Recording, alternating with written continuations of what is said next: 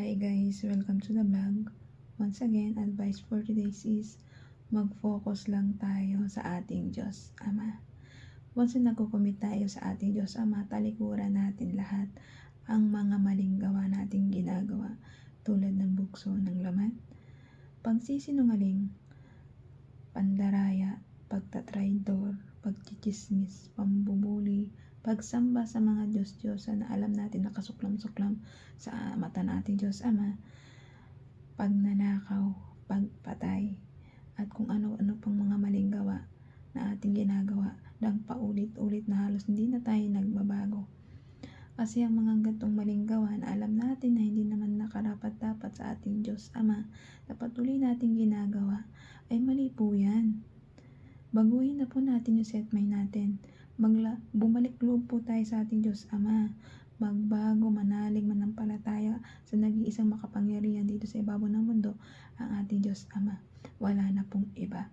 Maging mabuti kang tao, magkaroon ka ng respeto, pagmamahal sa kapwa mo ng buong puso't kaluluwa at ng buong lakas mo.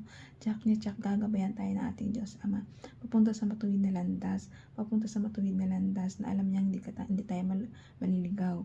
Kasi kapag meron tayong Diyos Ama sa ating pagkatao at Diyos Anak na si Jesucristo, manalig tayo sa kanila sa Espiritu Santo. Tsak na tsak, maliligtas ang kaluluwa natin at ang lalong lalo na ang ating pagkatao. Ang lalo na at mapapalapit din tayo sa ating Diyos Ama.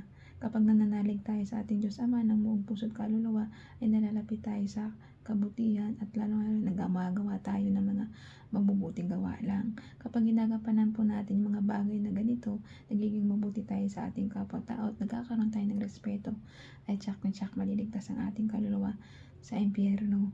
Lalong-lalo na nagiging mabuti kang tao. Nagpo-focus ka lang sa ating Diyos Ama, nagsisilbi ka kung ano ginagawa ng ating Diyos Ama sa atin, pagmamahal, dapat ganun din ang gawin mo sa kapwa-tao mo.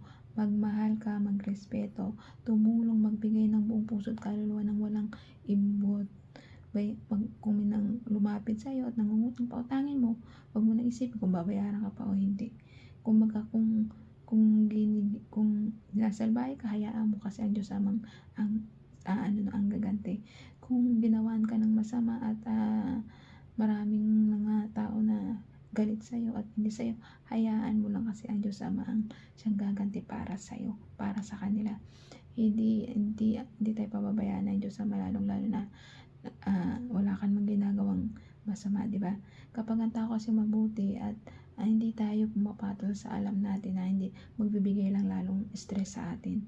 Kasi kapag isa kang taong malawak ang pangunawa at pananalig mo sa ating Diyos Ama, tsak na tsak, mauunawaan mo sila bakit nila ginagawa yung mga hindi magagandang gawa para sa atin o sa'yo man.